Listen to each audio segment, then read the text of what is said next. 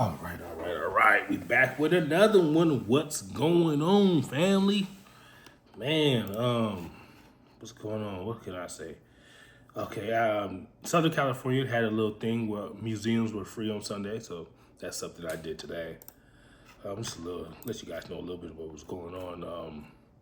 Went to the African American Museum, went to the Science Museum as well. Pretty interesting. Both of those. Took my children, had a good time until the end. It's wild. We went and got some good old Louisiana fried chicken, and everything was cool. Then we about to go to the park and eat before we go on the freeway, and then my car acted up. Oh my god! I have a 2024 Mazda CX-90. Shouldn't be acting up, right? Man, the engine said something to do with the engine malfunction. My car started doing all this. I'm like, oh my god. Parked the car. I'm calling the tow people and all this other stuff. Mind you, and bear with me for a moment. Mind you, Monday, me and my wife went up to AAA. We got on each other AAAs, and we got the 100-mile tow. Peep game. Because we only had a 7 mile at first through AAA. It's Sunday. Tomorrow is when my thing would have upgraded. So we called the tow people. They're like, oh, it hasn't upgraded yet. That happens tomorrow, so you got to give us $465 for what? I said, I'm going to call you back. My wife was like, just get in the car, try it again. Thank God for listening to my wife, because I was about to bust out the 450. I didn't want to leave my car in LA. And boom, the car started, and for a moment I had the check-in light still on, but it was driving right. And then I went and got some gas, and the check-in light went off. And guys, look, check it out. I ain't a mechanic, but I didn't need gas. I had a quarter of a tank still. I just had to drive from LA to Ontario, California. The reason I say Ontario, California, because I know we have Ontario, Canada. I want y'all to know where I'm at. But from LA to Ontario, it's about an hour. So I, had to get some gas, whatever. My wife was like, hey, we just needed gas because everything cut off. The car's running fine. But that's just a little bit of what went on today, my little 10 seconds. Today, I want to talk about accountability. How important accountability is in recovery, in addiction, in sobriety, in everything. As far as, really in everything. But my focus is recovery. So please, guys, like, comment, subscribe, share. Tell me anything that you may be struggling with as far as addiction, and I'm here to help. I'm a drug and alcohol counselor here in California. Been doing it for a little bit over 3 years. Been in the field for 5. My reasoning for doing this is that I know they charge thousands of dollars for this information I'm about to give to you guys freely. So I'm gonna put it in a group setting, and we're gonna get it going. So accountability. Why is it so important for us to be accountable? More importantly, because when I first get into sobriety, I remember when I went to treatment. This is 2019. I was still trying to blame my mom, my stepfather, or the people around me for the reason why I became an addict. 29 years old, trying to blame my mom for something that happened when I was a kid. Yeah, now the things I've seen as far as her, my stepfather, they sold drugs. That's how they supported me and my sisters. I would never downplay them for what they did. They did the best they could have, and I'm able to see that today. But at the time, I wasn't able to see that. You know what I'm saying? So I'm trying to play the blame game because I want to know why I'm an addict. It has to be a reason. And more or less, I'm an addict because after 18, I started making decisions. And before 18, but definitely after 18, I started making my own decisions to stay in the lifestyle. You know what I'm saying? And continue to use and stuff like that. And I thought it was cool, and couldn't find out getting drunk every day is not cool. Let me tell y'all that. So accountability. I had to be accountable for my own actions in recovery. That was the step before any step I would get to. And once again, I'm part of an anonymous fellowship. If you know what I mean, it's a 12-step foundation, 12-step setting, 12-step group that I'm a part of. I don't preach it much on here because there are traditions to that, and it's anonymous for a reason. But that's what I'm part of, and I think y'all know what I mean by going to meetings, and I suggest everyone do it. It's a wonderful way. Just how you would try all type of different drugs and different liquors, why not try that? Now, that's not the monopoly to staying sober. There could be church, spiritual retreats, women groups, men groups, all type of different things you can find to help you stay sober. The most important thing is to find a sober support system. And that don't mean the support necessarily needs to be sober. They can't be addicts, though. They cannot be addicts or alcoholics. not going to help. Like my sister, she drinks her wine, she may smoke her weed, but she's not an addict. You know what I'm saying? She take care of her family, she do what she needs to do, and she supports my sobriety. I don't suggest you have the people you used to smoke dope with supporting you, because the only way they can teach you how to, if you're feeling bad and you need to cry or something like that, their only solution is to give you the pipe or give you a bottle. You don't want that solution anymore because it hasn't worked. And if it has been working for you, hey, but I just know it to be fact that it doesn't work for a lot of folks. And from my own experience, I tried it for years. Years. I tried to, I was in my addiction for 10 solid years. Maybe a little longer when I first tried it, but for sure, from 19 to 29.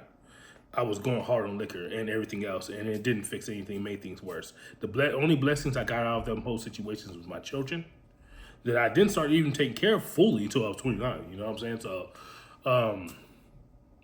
consistent father today. That's what I am. So let me get back to what I was saying. Accountability. Today, I want to talk about something very important for our recovery journey, accountability. When we think about leaving addiction behind, one of the strongest tools we have is the ability to hold ourselves accountable and allow others to help us stay accountable. So we must stay accountable when leaving addiction. We can't play the blame game. And sometimes we'll do that. And even in sobriety, we'll do that, especially in the beginning, because I'm looking for a way back to addiction. Your mind subconsciously wants you to get high again. See, the disease of addiction is the only disease that tell you don't have a disease. A disease? I don't have no disease. You have to if you go in the bathroom and smoke meth all day, or if you're drinking tequila at 7 o'clock in the morning, something's wrong. So I need to hold myself accountable to the fact that I'm warped and outside of reality at that point, But accountability means being honest with ourselves and others about our struggles, our progress, and our goals. So, in the beginning, there's going to be struggles. The first year or two, you're going to struggle in addiction for sure. Because if it took me 7 years to F my life up, it could take 7 years to put it back together. But unfortunately, we want our microwave problems, right? I want to microwave my problems. Put it in the microwave and then my life is back together within a year. It's probably not going to happen like that. See, one thing I'm going to tell you, food tastes better in the oven. Catch my drift? So that means you're not going to put your food in the microwave and be like, ooh, this tastes so good. So you might want to take your time when putting your life back together. And if we rush through things, we just might miss something. You don't want to miss it, because that one thing you miss could be the reason why you stay in your addiction for however long, So, it's about accepting responsibility for our action and recognizing that the choices we make have real consequences. And why is this important? Think about it. Why is that important? To me, to recognize my choices have real consequences. So I will stop making those choices. That's why. So first, accountability helps us build trust with ourselves and with others. Addiction often breaks down trust. By consistently showing us, being honest, and owning our actions, we slowly rebuild trust and regain respect. So the trust and that respect you want from your family members and loved ones around you that we may have lost in our addiction, we get that back. Look, peep this. Going a little tangent here. Before my mother passed, she gave me a key to her home. I went to prison for residential burglary. She just robbed houses. She knows that.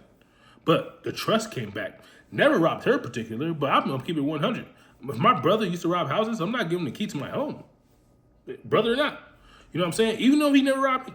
He never robbed me, but it's a possibility if he stayed in this addiction, he's going to rob me one day, right? But we able to build that trust back, and I was able to get that back. My mother, my sister, my family members around me, they call me today because they know I'm responsible and I'm going to show up. Wasn't always like that. So by consistently showing up and being honest and owning our actions, we slowly rebuild trust, regain respect. Second, accountability keeps us grounded in reality. We need to stay in touch with reality. So for us addicts, we need to stay in touch with reality because sometimes we get so outside of that. It's called self-delusion. We'll say things like, well, when I take a drink, I'm only hurting me, for real, and I got 3 kids. For real. When I take a drink, I only hurt me. And I can't show up to my kids' soccer game or basketball game or whatever they're doing. I can't show up to their dance. And when I do show up, I'm drunk. Yeah, but I'm only hurting me, right? Self-delusion. So, It stops us from slipping into denial and minimizing our behaviors. When we are accountable, we can't hide from the truth. Facing that truth directly is essential in making lasting changes. See, once I say I'm an addict, I'm an alcoholic, once I genuinely say that, can't hide from the truth anymore. I know who I am. I know what I am. So the fact that I continue to do it just makes me feel worse about it. So what we do when we feel bad, sometimes, of course, we continue to get high and we do something about it. So taking accountability for my behaviors, for my choices, is very important. That's called growth adulting. That's what we on our way. I got to that side. I'm coming to bring something with me. If it's one person at a time, one sister, one brother at a time, we gonna get over there. We're gonna get over there. Third, accountability gives us strength and encouragement. When we share our journey openly with a supporting group or trusted individual, we create a safety net. Knowing others are watching out for us, cheering us on, and expecting honesty helps motivate us to stay strong, even in tough moments. So, me being my strength and my encouragement comes from me sharing my story. I feel so great sharing it with you guys.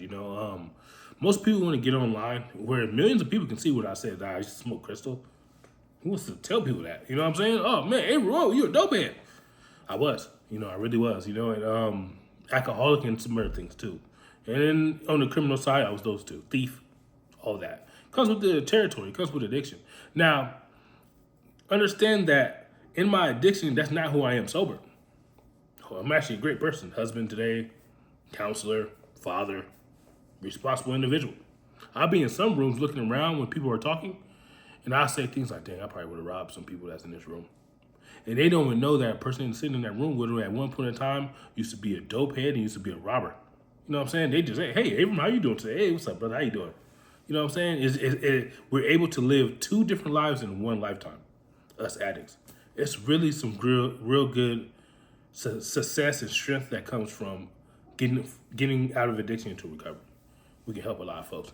One important one is empathy.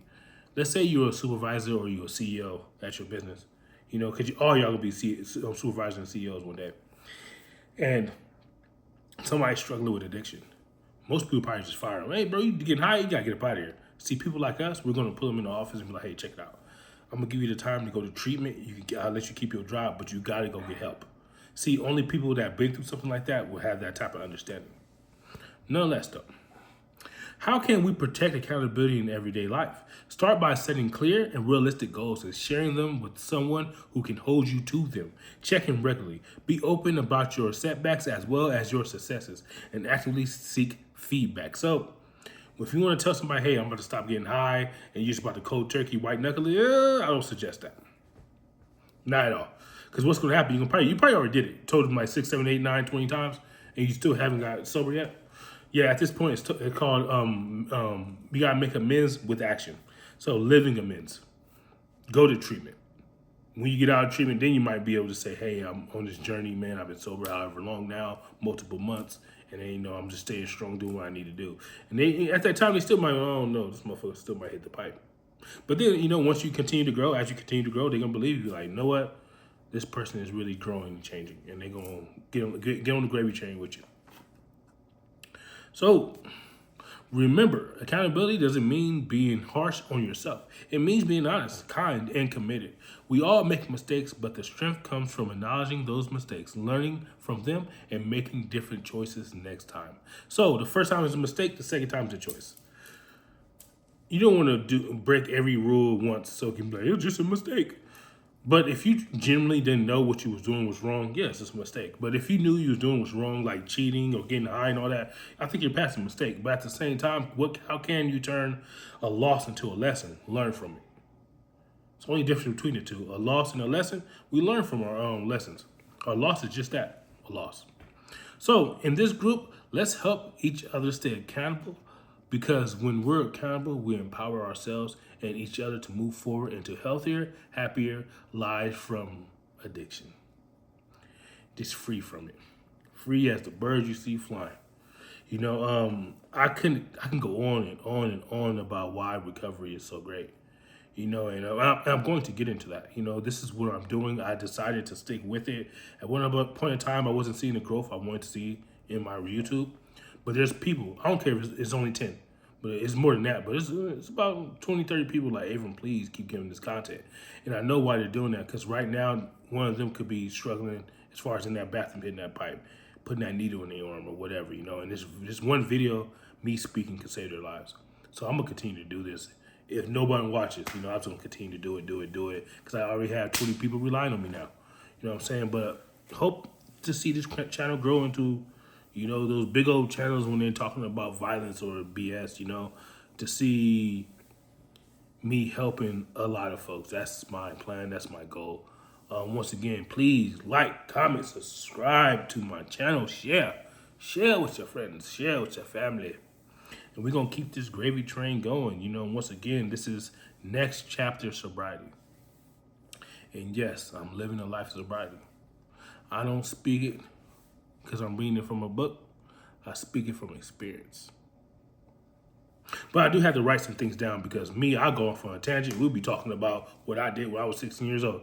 And I'll be all off accountability, you know what I'm saying? So sometimes to keep me focused, I got to write a couple of things down, some topics and some PowerPoints to keep me on point. But yeah, we're going to keep this thing going, man. Let me get up off this thing, get over to this child, you know.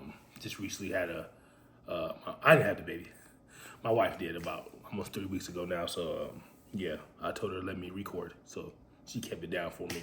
But, yeah, once again, this is Next Chapter Sobriety. Like, comment, subscribe. Thank you. Peace.